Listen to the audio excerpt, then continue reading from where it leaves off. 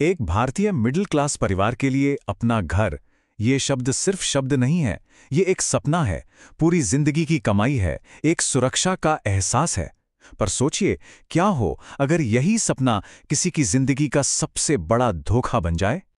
आज हम real estate की उसी काली सच्चाई पर से पर्दा उठाएंगे, जहां हजारों परिवारों की उम्मीदों को रौंद कर एक बहुत बड़ा घोटाला खड़ा कर दिया गया। देखिए, ये सारा खेल शुरू होता है एक सपने के साथ। एक ऐसा सपना जो चमकदार ब्रोशर्स में, बड़े बड़े विज्ञापनों में बेचा जाता है।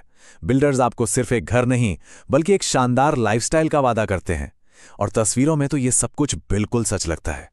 और दिलचस्प बात यह है कि कानून भी इन वादों को मजाक नहीं समझता। छत्तीसगढ़ हाईकोर्ट ने तो एक केस में साफ साफ कहा है कि अगर ब्रोशर में स्विमिंग पूल जैसी कोई सुविधा दिखाई गई है तो वो एक कानूनी वादा है, बिल्डर को उसे पूरा करना ही पड़ेगा।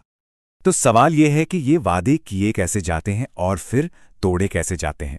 चलिए इस पूरे धोखे की बनावट को समझते हैं कि कैसे एक बुकिंग से शुरू हुआ सफर एक विश्वासघात पर जाकर खत्म होता है। हम यहां किसी छोटे मोटे फ्रॉड की बात नहीं कर रहे हैं। जरा इस रकम पर गौर कीजिए।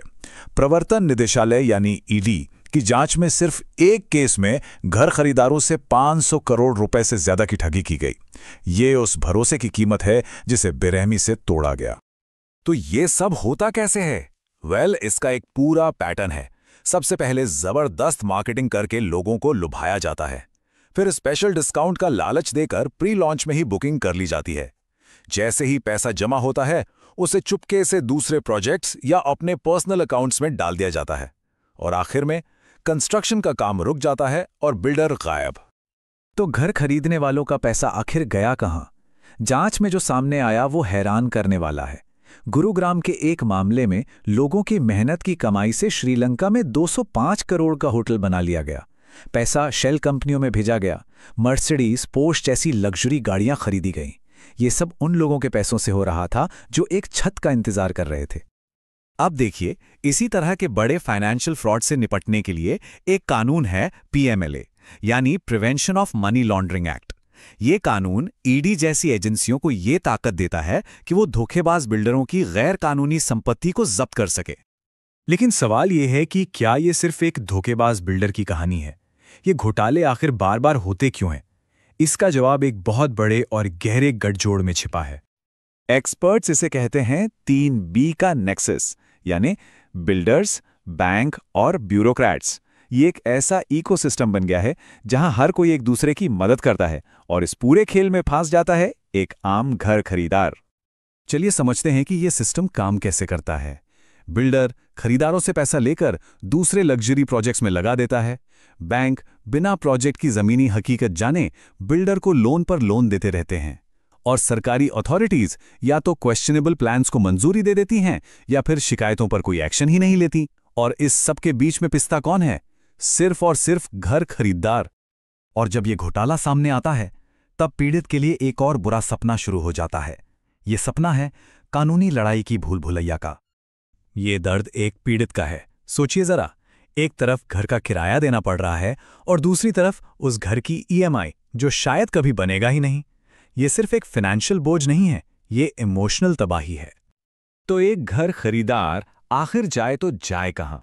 एक तरफ रेरा है जो उनकी सुरक्षा के लिए बना है, लेकिन जैसे ही बिल्डर खुद को दिवालिया घोषित करने एनसीएलटी पहुंचता है, रेरा के हाथ अक्सर बंद जाते हैं।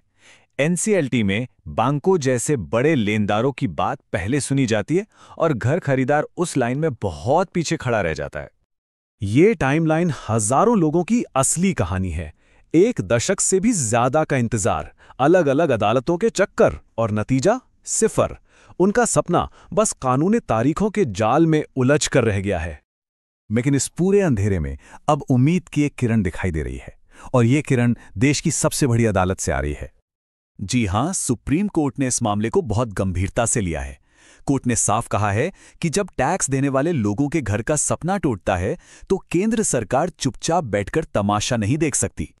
और इससे भी बड़ी बात, सुप्रीम कोर्ट ने यह माना है कि घर का अधिकार जीने के अधिकार का हिस्सा है, यानी कि एक फंडामेंटल राइट है।